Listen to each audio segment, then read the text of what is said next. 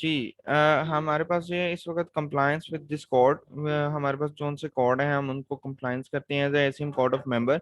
हमें क्या क्या चीज़ें करनी पड़ती हैं, क्या हम करेंगे। तो uphold and promote the principles of this code, हम उनको जो है प्रमोट करना पड़ता है उन प्रिंसिपल्स को, और हम उनको फुलफिल करते हैं। अपने जो भी हमने कोड ऑफ एथिक्स के कोड हम बना चुके हैं, जो भी हम प्रिंसिपल्स बनाए हुए हैं अपनी ऑर्गेनाइजेशन के, हमें उनको प्रमोट भी करना पड़ता है और अपहोल्ड भी करना पड़ता है। उसके बाद हमें treat violation of this code, अगर हम वायलेट करते हैं इस code are the inconsistent with the membership in the ACM, तो हम एक इनकंसिस्टेंट हो जाते हैं, कंसिस्टेंटली हम वर्क नहीं कर सकते। हमें उसको वायलेशंस के अकॉर्डिंगली फिर हमें उसको एसीएम कोड ऑफ एथिक्स से वायलेट करना पड़ता है, निकाल देते हैं हम उसको। तो हम उसको कंसिस्टेंटली उस वर्किंग के अंदर अप्रोच नहीं करते। फिर हम उसको जो है वायलेशंस के अकॉर्डिंग हम उसको कोड में से क्या करते हैं, उसको निकाल देते हैं। एक minute, just 1 minute.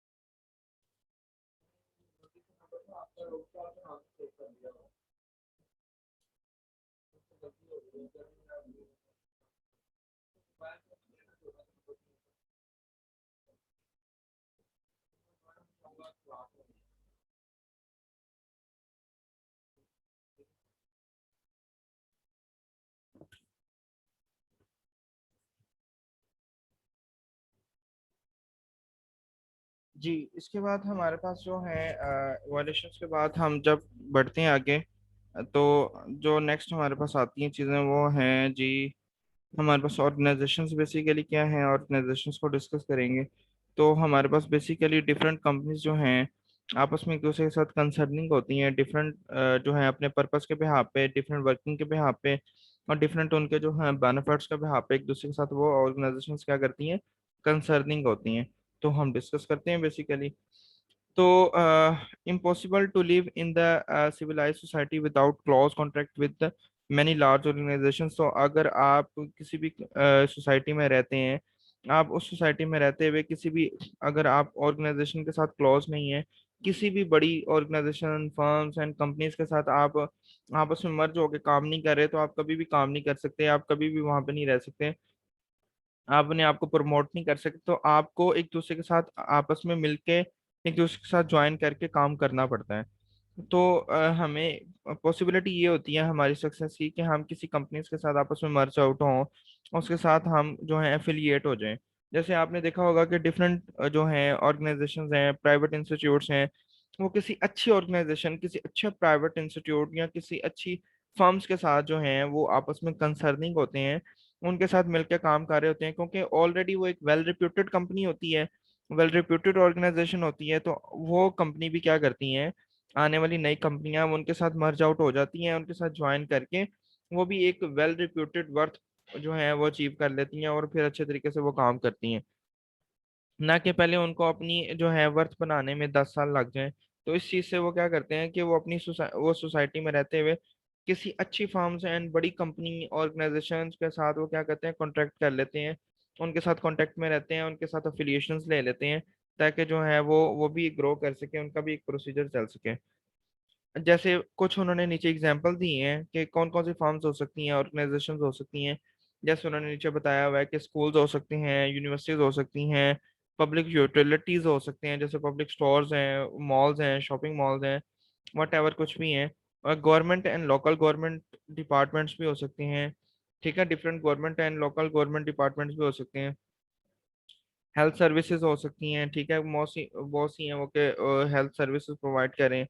Commercial and industrial companies हो सकती हैं जो कि कमर्शियल लेवल पे काम कर रही हैं, कुछ इंडस्ट्रीज लेवल पे काम कर रही हैं। डिफरेंट इंडस्ट्रीज ऐसी हैं जो कि वो काम कर रही हैं, बड़ी बड़ी और कंपनीज, बड़ी मल्टा मल्टी नेशनल कंपनीज हैं, उनके साथ वो अफिलिएट हैं, उनके साथ मिली हुई हैं। फिर वो काम कर रही हैं एंड सो ऑन। तो बहुत सारी, बहुत ज़्यादा डिपार्टमेंट्स हैं, बहुत ज़्यादा कंपनीज हैं जो कि बड़ी कंपनीज के साथ मिलकर काम कर रही हैं। तो अगर आप उनको एनालिसिस करना चाहें तो आप देखेंगे तो बहुत ज़्यादा कंपनीज हैं ये जो कि इस वक्त जो इस वक्त कर रही हैं काम इन मैनी सर वेज। जी जी। सर अभी आपने कहा कि जो ऑर्गेनाइजेशन स्मॉल होती हैं या वेल ऑर्गेनाइज्ड नहीं होती, तो वो एक बिग ऑर्गेनाइजेशन के साथ या वेल ऑर्गेनाइज्ड जो होती है ऑर्गेनाइजेशन उसके साथ मिल जाती हैं। तो सर हाँ, वो जो ऑर्गेनाइजेशन पहले से ही बिग है, तो वो स्मॉल ऑर्गेनाइजेशन के साथ लिंक क्यों बनाएगी? यही बात है कि जो एक मैंने अभी बात की है कि जो नॉन वेल रिप्यूटेड कंपनीज होती हैं हमारे पास, नॉन वेल रिप्यूटेड फर्म्स हैं, वो मिलती हैं, असाइन होती हैं किसी वेल रिप्यूटेड कंपनीज के साथ जो ऑलरेडी एक एस्टेब्लिश्ड हैं, जो कि ऑलरेडी, जैसे इस वक्त नेटसोल है, वो ऑलरेडी एस्टेब्लिश्ड है। तो उसको किसी के साथ ज्वाइन करने की जरूरत नहीं है, बल्कि जो उस उनके साथ अफिलिएट होना चाहेंगे वो उनके साथ कंसर्निंग होंगे, उनको किसी के साथ ज्वाइन होने की, कंसर्निंग करने की जरूरत नहीं है। समटाइम्स ऐसा होता है कि जो कुछ बहुत बड़ी लार्ज ऑर्गेनाइजेशंस हैं वो अपनी सब सेक्टर्स ओपन करना चाह रहे होते हैं, लेकिन वो डिफरेंट इश्यूज के बिहार पे वो ओपन नहीं कर सकते। जैसे उनको जो है वो रेवेन्यू इश्यूज हैं, उनको कॉस्ट इश्यूज हैं, उनको जो है डिफरेंट इश्यूज हो सकते हैं। फिर क्या करते हैं, वो कुछ कंपनीज, डिफरेंट कंपनीज के साथ वो कंसर्निंग होते हैं। फिर वो क्या करते हैं, वो कहते हैं कि जी हम जो है वो इन्वेस्टमेंट करते हैं हम आपकी कंपनीज की सेकंड सेक्टर्स को ओपन करते हैं, इन्वेस्टमेंट करते हैं, इसका रेवेन्यू आप हमें कितना देंगे, ये भी एक क्राइटेरिया होता है। ठीक है। समटाइम्स क्या होता है कि छोटी कंपनीज होती हैं, फर्म्स होती हैं, जैसे हमारे फॉर एग्जांपल एलएसएम की अगर हम बात करें तो एलएसएम ने एफिलिएशंस प्रोवाइड की यूनिवर्सिटी ऑफ एजुकेशन के साथ। फिर आप जो है लोग जो है यूनिवर्सिटी ऑफ एजुकेशन को अप्रोच करते हुए इस इदारे को अप्रोच किया, फिर वो यहाँ पे हमारे इस इदारे में आए, ये एक अच्छा इंस्टीट्यूट बना, फिर इसने अपनी एक परफॉर्मेंस बनाई, अपनी एक वर्थ बनाई। ठीक है। तो यही चीज होती है कि जब आप किसी वेल रिप्यूटेड फर्म्स के साथ, ऑर्गेनाइजेशन के साथ, कंपनी के साथ आप ज्वाइन हो जाते हैं, असाइन हो जाते हैं, फिर आप उनकी फॉलो उनके रूल्स एंड रेगुलेशंस को फॉलो करते हैं। कुछ आप अपने इदारे में रहते हुए अपनी रेगुलेशंस, रूल्स एंड रेगुलेशंस बनाते हैं, जिसकी वजह से आपके रिप्यूटेड, वेल रिप्यूटेड होने के चांसेस बढ़ जाते हैं, आप अपनी एक अच्छी वर्थ बना लेते हैं। क्लियर है जी? Yes sir. चलें सर जी। वो ऑफ कोर्स छोटी फर्म को उन्हें पे करना पड़ता होगा। नहीं, छोटी जो फर्म्स हैं उनको पे नहीं करना पड़ता। जो छोटी फर्म्स हैं वो जो है एफिलिएशंस देती हैं, वो पे करती हैं बड़ी ऑर्गेनाइजेशंस को अपनी एफिलिएशंस के यस सर लिए, बिल्कुल। और कॉन्ट्रैक्ट करती हैं उनके साथ के भी, आप मुझे अपनी जो है अपने जो जितने भी नॉर्म्स आपने बनाए हैं, हम आपके साथ कॉन्ट्रैक्ट जो है असाइन होना चाह रहे हैं, बताएं, हम वो फिर डिमांड करते हैं कि भाई आप हमें 5 लाख पे करें, हम आपको अफिलिएशन देते हैं, प्रॉपर अथॉरिटी देते हैं। अगर कल को कोई हमें आके अप्रोच करेंगे कि भी फलां इदारा आपके साथ प्रॉपर कंसर्निंग है, असाइन है, तो हम उनको बता सकेंगे भी हमारा एक रिटर्न कॉन्ट्रैक्ट है, वो हमारे साथ प्रॉपरली कंसर्निंग है, वो एक लीगल इंस्टीट्यूशंस हैं, वो हमारे साथ हर जितनी भी हम जो रिस्पॉन्सिबिलिटी, जितनी भी हम अपॉर्चुनिटीज प्रोवाइड करते हैं, वो सारी अपॉर्चुनिटी आपको फलां इदारे में मिल जाएंगी, वहां पे दी जाएंगी। ठीक है। अब वो ऑर्गेनाइजेशन के जो सीईओ हैं, जो उनके हेड हैं, वो जो उनको जो है लीड कर रहे हैं, जो अपर लेवल की मैनेजरियल लेवल की जो टीम है, वो कुछ अपने इंस्टीट्यूट को मेंटेन करने के लिए कुछ रूल्स वो बनाएंगी। ठीक है जी।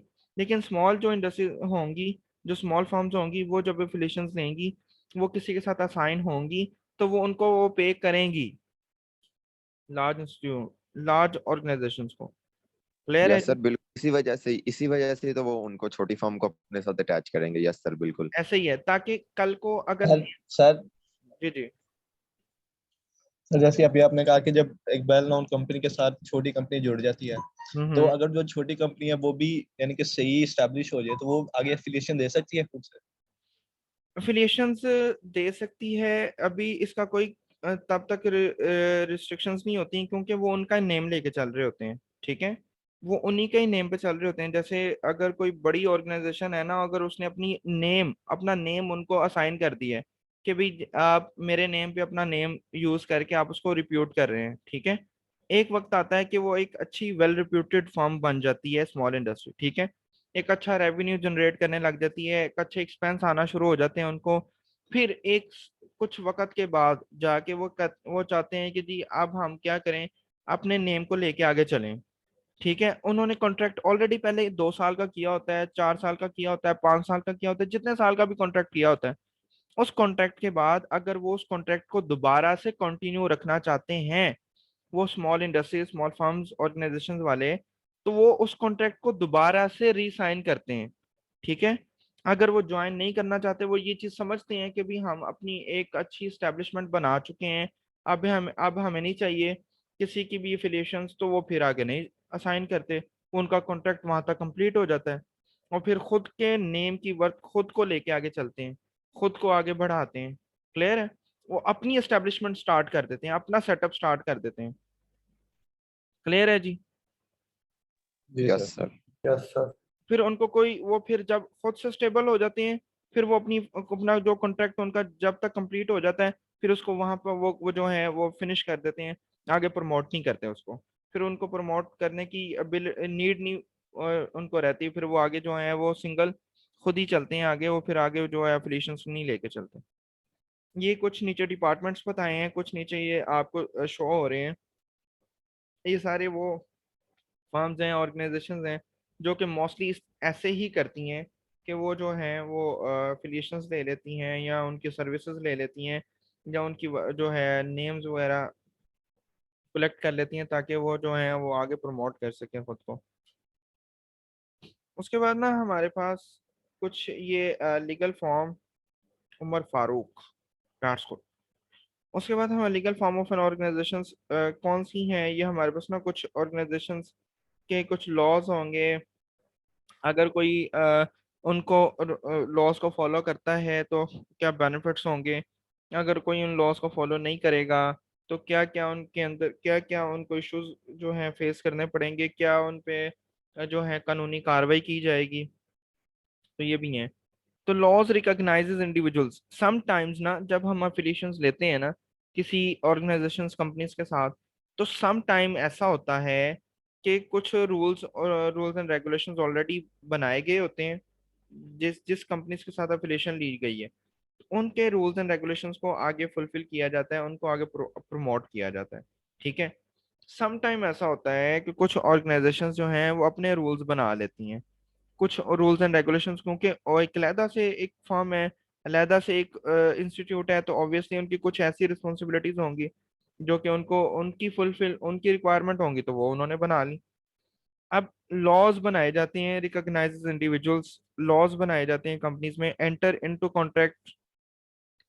जब आप कॉन्ट्रैक्ट्स वगैरह साइन करते हैं ना, किसी कंपनी के साथ ज्वाइन कर लेते हैं, असाइन कर लेते हैं आप उसको, आपने कंपनी को ज्वाइन किया, कुछ कॉन्ट्रैक्ट्स वगैरह आपसे वो साइन करवाए जाते हैं, कुछ रूल्स एंड रेगुलेशंस होते हैं, कुछ टर्म्स एंड कंडीशंस होती हैं जिसमें आपके सिग्नेचर वो लेते हैं।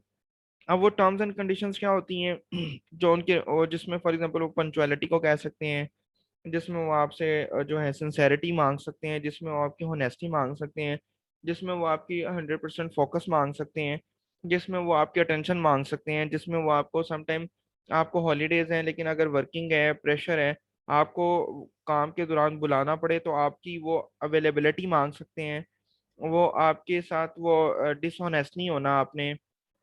ठीक है, आप एक दूसरे के साथ अच्छे तरीके से बिहेव करेंगे, मोरालिटी का ख्याल करेंगे, ठीक है, एथिक्स को देखते हुए काम करेंगे, परफॉर्मेंस अच्छी रखेंगे, क्वालिटी का ख्याल करेंगे, जो है हमारे जो बेंच मार्क्स हैं उसको फुलफिल करेंगे, उसको मद्देनजर रखेंगे, जितनी भी टर्म्स एंड कंडीशंस हो सकती हैं, जितने भी वो चीज़ें जो उन्होंने जो है उनकी रिक्वायरमेंट्स हो सकती हैं, आप उनको कॉन्टेक्ट करते हो। ट्राइड फॉर क्राइम्स, तो फिर आप अगर इसकी कोशिश करते हो कि क्राइम्स करने की कोशिश करते हो या इलीगल कोई काम करने की कोशिश करते हो, क्राइम्स को अप्रोच करने की कोशिश करते हैं, तो फिर स्यूड स्यूड बोलते हैं कि आपके खिलाफ ना एक प्रॉपर कार्रवाई की जाएगी। ठीक है, आपके कानूनी कार्रवाई की जाएगी, आप पे एक प्रॉपर एक मुकदमा चलाया जाएगा, ताकि जो है आप उस काम के दौरान अगर कोई इश्यूज आए हैं, आपने उसका इलीगल इस्तेमाल किया है, लीगली तौर पे उसका काम नहीं किया, आपने लीगल तरीके से उसको अप्रोच नहीं किया, फिर आप पे एक प्रॉपर मुकदमा चलाया जाता है, आप पे एक प्रॉपर जो है ऑब्लिगेशंस लगाई जाती हैं। समझ सर, मेरा नेट का इशू है। था, इस वजह से डिस्कनेक्ट हो गया था। चलें कोई मसला नहीं, उमर फारूक दैट्स ऑल। अच्छा जी, उसके बाद हमारे पास act of parliament impose duties on the individuals. तो आपको जो है डिफरेंट एक्ट बनाए जाते हैं जिसके अकॉर्डिंग आपको डिफरेंट ड्यूटीज परफॉर्म करवाने के लिए आपको ड्यूटीज दे दी जाती हैं कि आपने ये ड्यूटीज परफॉर्म करनी है। ये ड्यूटीज परफॉर्म कर इंडिविजुअली आपको ड्यूटीज असाइन कर दी जाती हैं। जैसे लाइक सीईओ है तो उनकी क्या ड्यूटीज हैं, असिस्टेंट सीईओ है तो उनकी क्या ड्यूटी है, डायरेक्टर्स हैं तो उनकी क्या है, एचओडीज हैं तो उनकी क्या ड्यूटीज हैं, अगर सीनियर टीचर्स हैं तो उनकी क्या ड्यूटीज हैं। ठीक है। तो ये डिफरेंट एक ड्यूटीज बना दी जाती हैं आपको एक प्रॉपर रिस्पॉन्सिबिलिटीज के अकॉर्डिंग। आगे आते हैं इन कॉर्पोरेशंस। अच्छा जी, अब इन कॉर्पोरेशंस में मेकिंग टू अ बॉडी, आप अपना जो है अपनी वर्थ खुद बनाते हैं। इन कॉर्पोरेशंस में कॉर्पोरेशंस हैं, डिफरेंट कॉर्पोरेशंस हैं, कंपनीज हैं, आप उनमें अपनी वर्थ खुद बनाते हैं आपने काम के साथ बना। क्योंकि स्टार्टिंग में जब आप कॉन्ट्रैक्ट साइन करते हैं, जब आप उनके साथ ज्वाइन होते हैं, तो वो नहीं, उनको नहीं पता आपके अंदर क्या एबिलिटीज हैं, आपके अंदर क्या जो है ऐसी क्वालिटीज हैं जो कि आप उनके लिए जो है बेनिफिशियल साबित हो सकती हैं, उनको नहीं पता। लेकिन आप अपने कुछ वक्त के गुजरने के साथ साथ आप उनको ये एनालिसिस करवा सकते हैं और ये बावर कर सकते हैं कि भाई ये पर्सन के अंदर जो क्वालिटीज हैं, जो इसके अंदर जो है प्रॉपर एबिलिटीज हैं, वो हमारे लिए बड़ी सक्सेसफुल हो सकती हैं। हम बड़े बेनिफिशियल तरीके से उसको अच्छे तरीके से अचीव कर सकते हैं दूसरी चीजों को। तो ये चीजें आप खुद बनाते हैं, अपनी वर्थ खुद बनाते हैं, अपनी परफॉर्मेंस खुद बनाते हैं। Organisation should be given legal existences. तो आपको जो है ऑर्गेनाइजेशन को ये चीज़ आपको प्रोवाइड करनी चाहिए जो एक लीगल वेज है, जो एक लीगल तरीके से आप काम कर सकते हैं, प्रॉपर वेज होने चाहिए। अगर आपको हॉलीडेज चाहिए, फॉर एग्जांपल ज़्यादा हॉलीडेज चाहिए, आपको क्या प्रोसीजर होना चाहिए। अगर आप कुछ भी काम कर रहे हैं, अगर आप प्रोजेक्ट को लीव करना चाह रहे हैं, तो क्या कोई एक स्पेसिफिक रीजंस के बिहाफ पे, सॉलिड रीजन के बिहाफ पे आप उसको जो है लीव कर रहे हैं। तो सारी चीज़ें एक प्रोसीजर के थ्रू होती हैं, एक प्रोसेस होता है, आगे उन्होंने लिखा भी हुआ है। तो इस पूरे प्रोसीजर को जो है इनकॉर्पोरेशन बोला जाता है। थ्रू अ प्रोसेस, एक प्रॉपर प्रोसेस के थ्रू काम किया जाता है। अब जो ये प्रोसेस है उसको बोलते हैं इनकॉर्पोरेशन।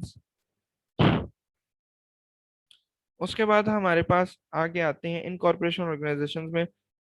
ये हमारे पास है रॉयल चार्टर्स में, हमारे पास ये कुछ हैं फील्ड्स हैं कि कौन कौन से रॉयल चार्टर जो हैं हमारे पास हो सकते हैं इन कॉर्पोरेशन में। आईटी है और बीसीएस है, मैकेनिकल इंजीनियरिंग है, आरएसीईएस है। ये कुछ कंपनीज हैं और कुछ फील्ड्स हैं जिनमें हम डिफरेंट ऑर्गेनाइजेशंस में देखते हैं। डिफरेंट ऑर्गेनाइजेशंस हैं, कंप्यूटर साइंस के ऑर्गेनाइजेशंस हैं, टेक्निकल इंजीनियरिंग के ऑर्गेनाइजेशंस हैं। ठीक है।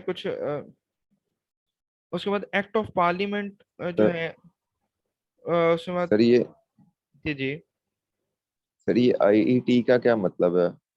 इंफॉर्मेशन इंजीनियरिंग एंड टेक्नोलॉजी है, लेकिन ये आप इनकी एब्रीविएशंस देख लेना। ठीक है। कंप्यूटर साइंस और है ये ये, BCS bachelor in science. Computer and science हो सकता है, मैकेनिकल इंजीनियरिंग है। उसके बाद ये आप research analysis and electrical solution, इस तरह करके इसकी एब्रीविएशंस हैं, वो आप देख लेना। ठीक है।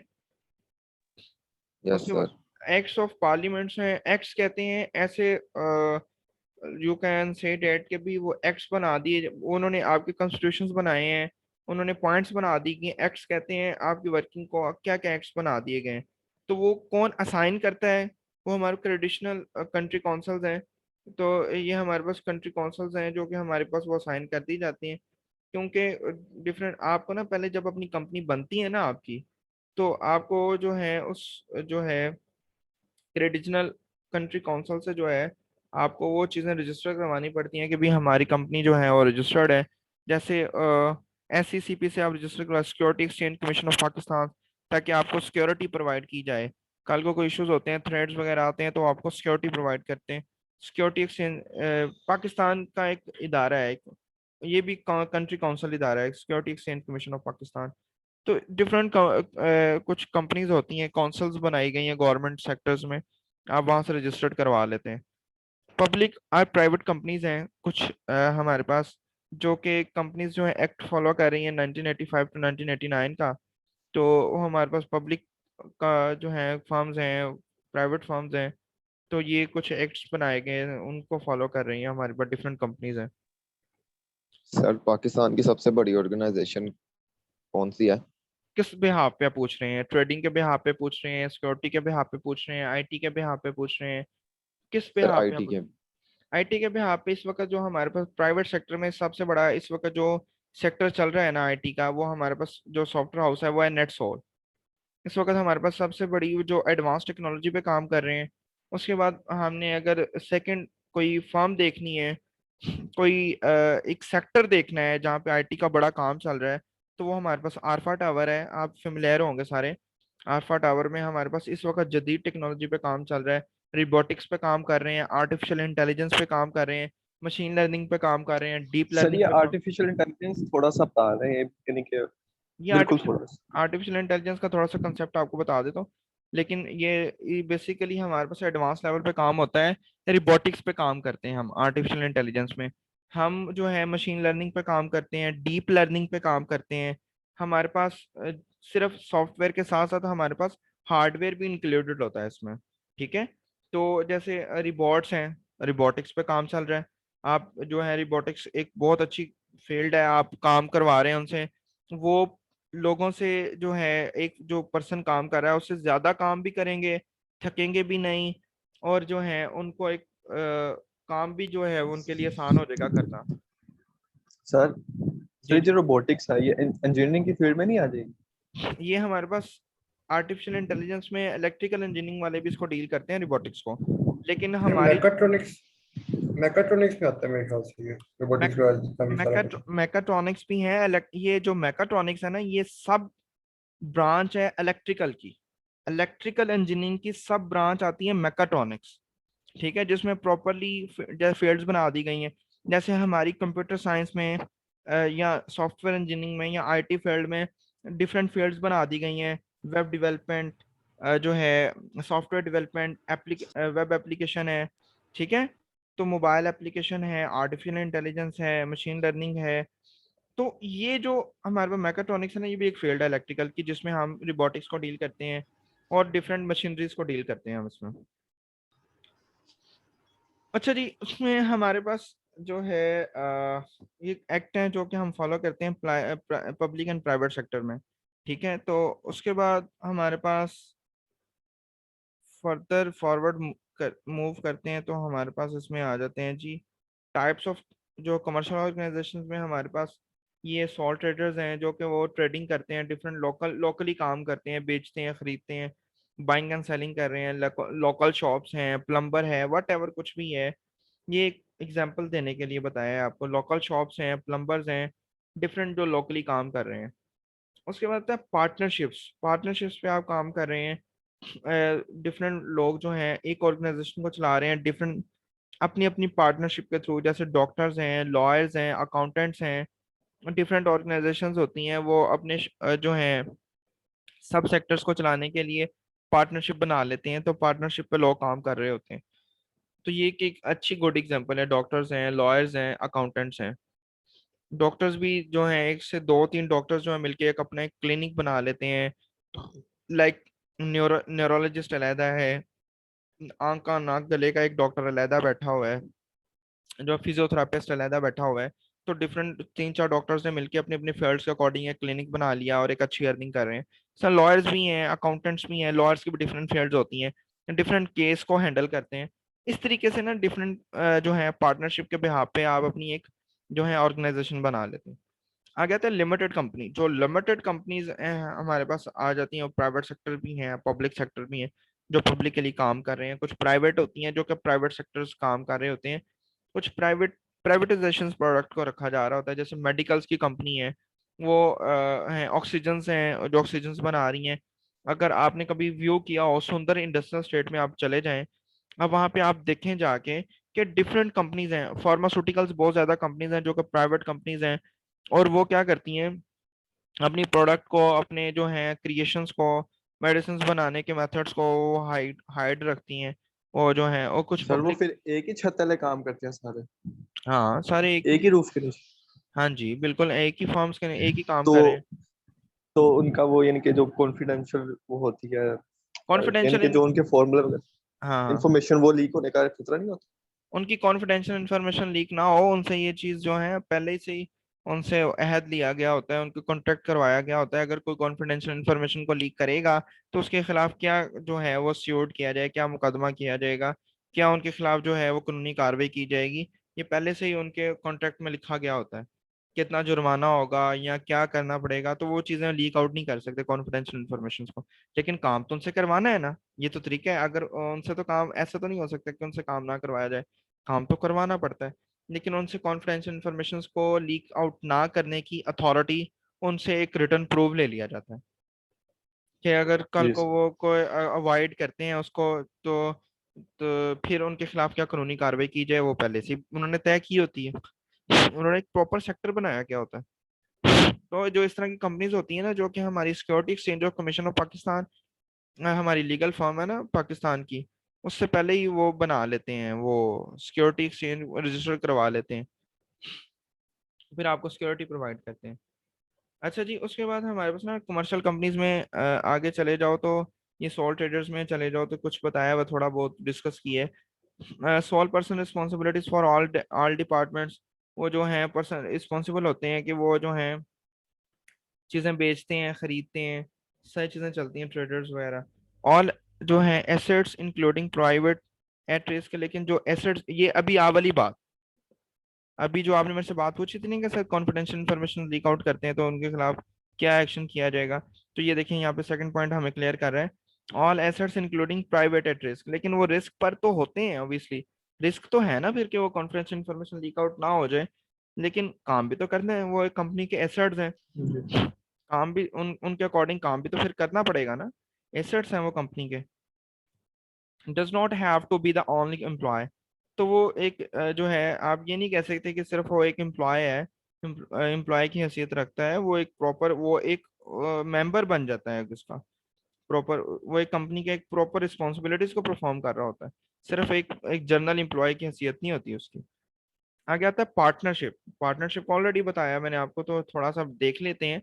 टू आर मोर पीपल, जिसमें एक से ज्यादा लोग मिलके काम करते हैं आपस में, आपस में अपनी क्वालिटीज के बिहाफ पे, अपनी रिस्पॉन्सिबिलिटीज के बिहाफ पे वो काम जो है ऑर्गेनाइजेशन को स्टार्ट कर लेते हैं, उनको बोलते हैं कि हमारे पास वो पार्टनरशिप पे काम कर रहे हैं। जैसे आपकी आईटी इंडस्ट्री है, आप अपनी आईटी इंडस्ट्री में फ्रंट एंड डेवलपर ढूंढ लेते हैं, बैक एंड डेवलपर ढूंढ लेते हैं, जो है वो एसक्यूएल ढूंढ लेते हैं, सॉफ्टवेयर रिक्वायरमेंट्स में एसआरएस जो है लिखने वाला ढूंढ लेते हैं।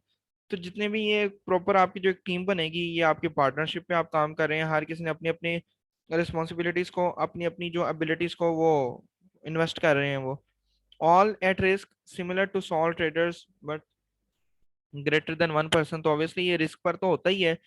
अगर 5 से 6 पार्टनर हैं काम कर रहे हैं, किसी एक ने भी अगर जो है वो धोखा दे दिया तो ऑब्वियसली वो जो है परेशानी तो बर्दाश्त करनी पड़ेगी। तो ये रिस्क पर तो होता है ऑब्वियसली। रिस्क तब नहीं होता जब आप एक इंडिविजुअल पर्सन मिलके काम, आप अपनी ऑर्गेनाइजेशन बनाए, इतना पैसा अगर आपके पास है, आप खुद का ही काम शुरू कर लेते हैं, अगर आपको कोई लॉस होता भी है तो आप उसको बियर कर सकें। लेकिन ऐसा नहीं है, लोग पार्टनरशिप पे काम करते हैं। नॉर्मली जो प्रोफेशनल्स में हमारे पास जो नॉर्मली देखा जाता है, प्रोफेशनल जो इस तरह के काम करते हैं, उसमें ये मेजर हैं कुछ, डॉक्टर्स हैं, लॉयर्स हैं, अकाउंटेंट्स हैं। Inflexible in normal commercial word, तो फ्लेक्सिबिलिटी नहीं है, इनफ्लेक्सिबल मूवमेंट ऑफ की पर्सनल तो है। जो लोगों को अच्छी अपॉर्चुनिटी मिलेगी, अच्छा जो है उनको बोनस मिलेगा, अच्छा एनवायरनमेंट मिलेगा, एक अच्छा उनको स्टैंडर्ड्स मिलेगा, तो ऑब्वियसली मूव कर जाएंगे और निकल जाएंगे वहां से। तो वो जो है टू रिस्क, ये रिस्क पर तो ऑब्वियसली है। कोई भी काम ऐसा नहीं है जो रिस्क नहीं है। तो अगर कोई भी आप काम शुरू करते हैं, बिजनेस शुरू करते हैं, तो आप फर्स्ट ऑफ ऑल पहले रिस्क को माइंड में रखते हैं, बाद में आप उसके बेनिफिट्स को माइंड में रखते हैं। ये एक गुड अप्रोच होती है काम को स्टार्ट करने की। आगे कंपनीज हैं, पब्लिक एंड प्राइवेट कंपनीज में हमारे पास पब्लिक एंड प्राइवेट लिमिटेड में ये ट्रेडर्स शेयर टू पब्लिक, हाँ ये समटाइम्स ना कुछ कंपनीज ऐसी होती हैं, वो अपने शेयर्स जो है ना वो पब्लिक में, पब्लिक को कहती हैं कि भी आप शेयर्स खरीद लें। क्यों? उनके पास इन्वेस्टमेंट नहीं होती, उनको कॉस्ट इशू आ जाता है, प्राइस इशू आती है उनको, उनके पास पैसा नहीं होता आगे यूटिलाइज करने के लिए। तो वो ना अपनी कंपनीज के कुछ शेयर्स को ना परचेज बाय कर देते हैं, बेच देते हैं कुछ शेयर्स को, पब्लिक सेक्टर में बेच देते हैं। जैसे इस वक्त एक छोटी सी एग्जांपल है, नेशनल बैंक ऑफ पाकिस्तान है, नेशनल बैंक जो है गवर्नमेंट बैंक है, लेकिन उसके कुछ 33% शेयर्स उसके अपने हैं। बाकी जो शेयर्स हैं 67% जो शेयर्स हैं मोस्टली वो पब्लिक सेक्टर के पास हैं। तो इस तरीके से ना अपनी कुछ कंपनीज ऐसी होती हैं जो उनको वो अपने शेयर्स को परचेज कर बाय कर देती हैं, ठीक है, बेच देती हैं, परचेज को ना परचेज कर सेल आउट कर देती हैं लोगों को, ताकि वो जो है लोग क्या करें, उनको फंड दें उनके साथ अपनी, जो अगर उनके पास कोई अच्छी एडवाइस है तो एडवाइस भी आपको प्रोवाइड करें। प्राइवेट कंपनी जो है नीचे can not sell share to public, ये कुछ उनके रूल्स होते हैं। प्राइवेट कंपनी वाले जो हैं वो अपने शेयर सेल नहीं कर सकते। कैन सेल शेयर्स प्राइवेटली, अगर उन्होंने करने भी हैं तो पब्लिक में नहीं कर सकते, प्राइवेटली वो कर सकते हैं, शेयर सेल कर सकते हैं। लिमिटेड बाय शेयर्स, तो उनके शेयर्स जो हैं वो लिमिटेड होते हैं। कुछ शेयर्स लिमिटेड उनकी अथॉरिटीज होती हैं जो कि वो कर सकते हैं। कमर्शियल कंपनीज हैं, बहुत ज़्यादा कमर्शियल कंपनीज होती हैं जो कि कमर्शियल लेवल पे काम कर रही हैं। लिमिटेड बाय जो है गारंटी, उनकी गारंटी भी लिमिटेड होती है कि भाई कुछ टाइम पीरियड के लिए उनकी गारंटी जो है दी जा रही होती है। चैरिटीज है, प्रोफेशनल बॉडीज है, तो ये है आप जो है चैरिटीज के लिए भी कर सकते हैं कि वो जो प्राइवेट कंपनीज हैं वो कहती हैं भी इतना शेयर जो है वो हम जो है कंपनी का इतना रेवेन्यू आएगा, रेवेन्यू में से जो इतना हमारा शेयर होगा 2% 3% वो हम चैरिटीज के लिए मुख्तसस कर देते हैं। प्रोफेशनल बॉडीज मतलब हम अपने प्रोफेशनल वर्किंग को बेटर करने के लिए कुछ इतना पैसा हम इसके लिए मुख्तसस कर सकते हैं। तो ये नीचे लिखा unlimited companies, obviously unlimited companies हैं, कंपनीज को आप काउंट नहीं कर सकते, इतनी ज्यादा कंपनीज बन चुकी हैं, तो आप तो ऑलरेडी बहुत ज्यादा कंपनीज हो चुकी हैं आज के दौर में। तो आगे हमारे पास आता है जी कंपनीज में इंडिपेंडेंट एग्जिस्टेंसेस, ऑब्वियसली वो इंडिपेंडेंटली एग्जिस्ट कर रही हैं। कुछ कंपनीज ऐसी भी हैं इंडिपेंडेंटली काम कर रही हैं, किसी के डिपेंडेंट नहीं है, किसी के जो है मोहतात नहीं है, खुद से काम कर रही हैं, खुद से डिसीजन लेते हैं, खुद से काम कर रही हैं। उसके बाद डिवाइडेड, आप इनको जब डिवाइडेड शेयर होल्डर्स हैं, कंपनीज को अगर डिवाइड किया जाए, ऑब्वियसली बात अभी कर रहा था शेयर्स की, तो शेयर होल्डर्स होते हैं जिन जिन जिसने अपने अपना शेयर बाय किया होता है। किसी का 10% शेयर है, किसी का 15% शेयर है, किसी का 20% शेयर है, ठीक है, किसी का 5% शेयर है। अपने शेयर्स के अकॉर्डिंग अपनी अपनी उनकी इतनी वर्थ होती है, फिर वो जो है डिसीजन देना चाहें, वो एडवाइस देना चाहें, दे सकते हैं। और मेंबर्स ऑफ द कंपनी, तो मेंबर भी होते हैं कंपनी के, तो ऑब्वियसली शेयर्स है उनके पास अथॉरिटी है, तो वो member member of the company है। नॉर्मली जो शेयर्स है ना वो एक वन से ज्यादा होते हैं, एक से ज्यादा होते हैं नॉर्मली। तो जो एक्ट फॉलो किया जा रहा होता है, तो वो हमारे पास 1992 का एक्ट है जो कि हमारे पास उन कंपनीज के लिए, प्राइवेट कंपनीज के लिए बनाया गया था, वो एक्ट को फॉलो कर रहे होते हैं। उसके बाद हमारे पास कंपनीज कॉन्स्टिट्यूशंस, कॉन्स्टिट्यूशंस कहते हैं कि एक ऐसा मेथड बना लेना जिसको आप फॉलो करते हो, कॉन्स्टिट्यूशंस, ठीक है। ये कंपनीज का कॉन्स्टिट्यूशंस होता है, मतलब रूल्स एंड रेगुलेशंस कह सकते हो, बेंचमार्क कह सकते हो। तो आपने बना लिया एक, तो आप उसको ही फॉलो करते हो। शेयर्स कैपिटल, कैपिटल को शेयर करना, कंपनीज कॉन्स्टिट्यूशंस। उसके बाद डायरेक्टर्स रिस्पॉन्सिबिलिटीज, कुछ डायरेक्टर्स वगैरह की भी रिस्पॉन्सिबिलिटीज होती हैं। तो पहला आ जाओ शेयर कैपिटल पे। शेयर होल्डर्स जो होते हैं, सब्सक्राइबर्स, सब्सक्राइबर्स भी कहते हैं इनको, शेयर होल्डर्स को। तो सब्सक्राइबर्स ऑन कंपनी, ये समझ, इनकी भी एक कंपनी है जिन्होंने इनके साथ असाइन कर लिया। सेम कंपनीज थी, टेक्नोलॉजी पे काम कर रहे हैं, उन्होंने भी इनके साथ शेयर, अब शेयर्स बाय कर लिए उनके, ताकि उनकी वर्थ बढ़े, वो भी अपने काम को अच्छे तरीके से कर सकें। एट स्टार्ट ऑफ कंपनी, वो कंपनी को स्टार्ट कर सकें, उनको जो है अप्रोच मिल जाए, उनको कैपिटल मिलेगा, पैसा मिलेगा, तो कंपनी स्टार्ट होगी। उनके पास अगर पैसा नहीं होगा तो वो कभी भी अपना सेटअप स्टार्ट नहीं कर सकते, कंपनी शुरू नहीं कर सकते। तो उनको कैपिटल चाहिए होता है, इसलिए वो शेयर्स जो है वो लोगों को कहते हैं कि जी आप शेयर्स बाय कर लो। तो जो शेयर्स बाय करते हैं तो वो फिर इन्वेस्ट करते हैं अपने पैसे को। अथोराइज्ड शेयर कैपिटल, ऑब्वियसली जो अथोराइज्ड होते हैं वो कैपिटल को फिर शेयर करते हैं। नंबर एंड नॉमिनल पर वैल्यूज, तो वो फिर नॉमिनल पर वैल्यूज निकाली जाती हैं कि भी कितना कितने शेयर्स हैं। अगर फॉर एग्जांपल 10 शेयर होल्डर्स हैं, तो 10 शेयर होल्डर्स में से अगर उनको 10 लाख चाहिए, तो 1 लाख पर नॉमिनल जो है वो जोन सा है उनको वो इन्वेस्ट करेंगे। तो ये फिर इस तरीके से जो है ना वो वैल्यूज निकाल ली जाती हैं रिक्वायरमेंट्स के बिहाफ पे। से 100 शेयर्स एट ये जैसे उन्होंने कहा है कि जैसे 100 शेयर्स हैं, 100 शेयर्स हैं जो कि एक एक जो है शेयर होल्डर्स है वो बाय इतना बाय कर रहा है। तो इस तरह कहा जा सकता है 100 शेयर्स हैं तो इतना इस रेशो के हिसाब से वो जो उनसे है ना वो जो है इन्वेस्ट करेंगे। इफ डिपार्टमेंट्स ग्रेटर, अगर डिपार्टमेंट्स ज्यादा हैं asset share holder loss share, तो फिर वो जो है ना शेयर्स आपके कम पड़ जाएंगे। तो डिपार्टमेंट्स क्योंकि ज्यादा है, रिक्वायरमेंट्स ज्यादा है, नीड ज्यादा है, तो फिर आपके शेयर होल्डर्स कम पड़ जाएंगे, पैसा उनको ज्यादा इन्वेस्ट करना पड़ेगा। अगर शेयर होल्डर्स 5 हैं, डिपार्टमेंट्स आपके पास 50 हैं, तो उनके 50 लाख की रिक्वायरमेंट है, तो ऑब्वियसली 5 को आप हिसाब तो 10 10 लाख 1 पर्सन को पे करना पड़ेगा, इन्वेस्ट करना पड़ेगा। तो ये सारे जो हैं वो उनकी रेशो के अकॉर्डिंग बना लिया जाता है, कंपनी की रिक्वायरमेंट्स के अकॉर्डिंग। हमारी मीटिंग कैंसिल होने वाली है यहाँ तक। अगर